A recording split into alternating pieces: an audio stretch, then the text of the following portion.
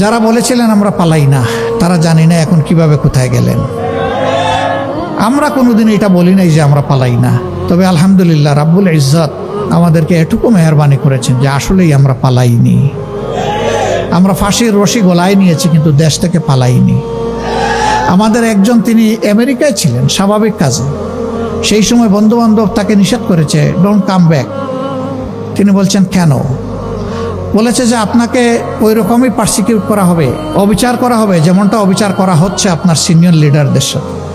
তিনি বলছেন সিনিয়র লিডাররা যদি আল্লাহর জন্য ধৈর্য ধরে সহ্য করে থাকতে পারেন, আমিও পারবো, আমি আসছি। আদালতে দাঁড়িয়ে আমাকে ফাঁসি দেওয়া হোক, আমার কোনো আপত্তি নাই।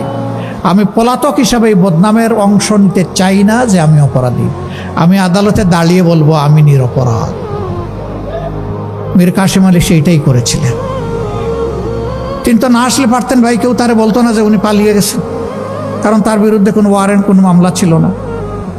তিনি এসেছেন তার নৈতিক দায়বোধের জায়গা থেকে, তার দেশকে ভালোবাসেন। এই জন্য তিনি বলেছেন যে দেশে আল্লাহ আমাকে পয়দা করেছেন আমার মত যেন সেই দেশে হয়।